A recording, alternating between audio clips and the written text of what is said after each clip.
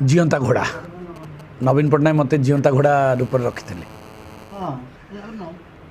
विजु जनता दल में थिला बेले गोटे कहूली भाषण आपण मैंने देखिथे राइजिंग हॉर्स कारण विगत 3 वर्ष धरिकी जो भाई भाव अवस्था भितर थी मानसिक स्थिति जे मु गोटे पॉलिटिकल पिला सकाळू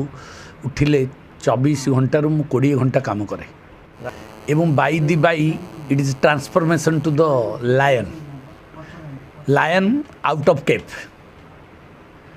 सिंह वर्तमान केफ्रु मुक्ति पाइला आ मु विशेष भाव में खुशी मान्यवर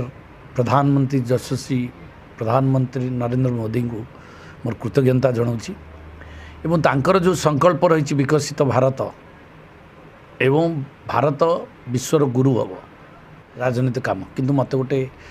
बांधिकी रखला भाया परिस्थिति थी मु जाओ प्रभु कृपार मुक्ति हेली एवं आज गोटे विराट बड़ जंगल विराट बड़ काम करने बुलवाई संगठन को बढ़ावाई राजनीतिक कार्य करने लोक मानकर सेवा करने ओडिशा रु आरंभ करी दिल्ली दरबार पर्यंत से सुजोग आज मत मिलला। अपराजिता षडंगी महोदया हिज ए चैलेंजिंग माइंडेड लेडी जहाँकि परीक्षा से गला निर्वाचन रे 7-7टा कैंडिडेट जीतला परे भी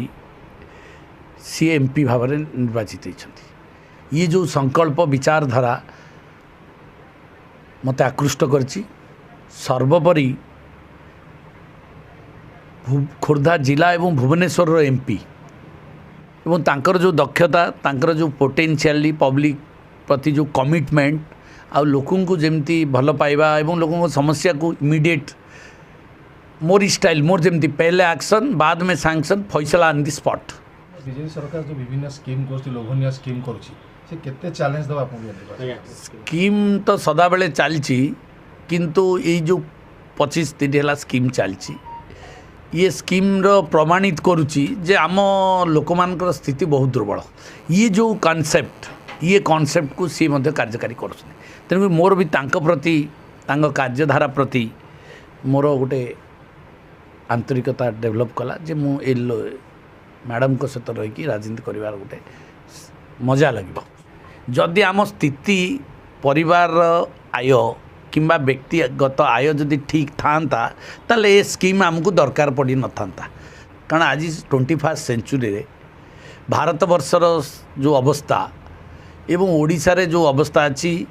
तले गोटे लोक भलरे खाइबा भलरे पिंधिबा भलरे रहिबा घरटी बासस्थान रे एवं ता पिला को भलरे पाठ पढ़ेबा ये अवस्थार नाही बोली प्रमाणित करुचे स्कीम तापर तो स्कीम प्रमाणित करुचे जे आम अर्थनीति ठीक नहीं तले जहाँद्वारा आम रिलीफ दो।